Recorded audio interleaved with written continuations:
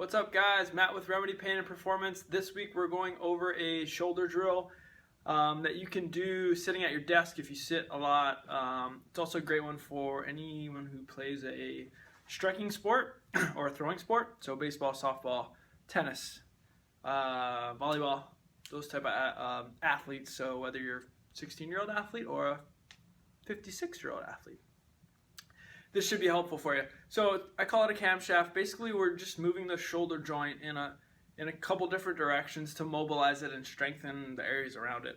I'll show you a couple different variations on how we can do it. So the simple basic version would just be with the arm out in front.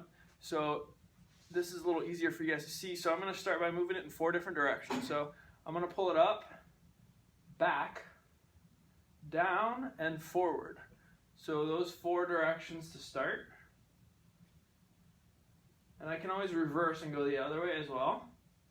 Now I want to make sure as I go through that, I'm moving at the shoulder, not at the elbow. So I don't want my elbow to bend as I move. So once you get comfortable with those 4 different directions, you can start moving it into a circular-like motion. So I'm going to pull in all those directions, but it's starting to look more like a smooth circle.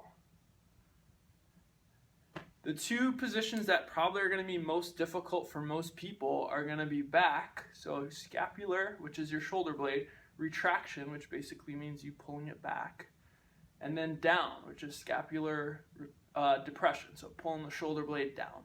So those 2, everyone's really good at doing this, right? We're all really good at doing this. And then pulling the shoulder forward shouldn't be much of an issue. So make sure as you're going through it, you're working on pulling back and then dropping down. So once you've mastered it in kind of that neutral position with the arm straight out, you can change it for whatever sport you're playing. So if I'm a volleyball athlete and I'm striking the ball up in here, I might try and work some camshafts in kind of that contact position, or if I'm a tennis athlete where I'm hitting a serve here or a forearm here. So I want to be able to have control and mobility in a bunch of different directions. If I'm a kettlebell athlete and I'm working on pressing, I want to be able to control my shoulder blade in a bunch of different positions. So you can make it as specific you want to your sport or your position. If you're sitting at your desk, you can easily do it without the arms in front, right? Just hands relaxed to your side.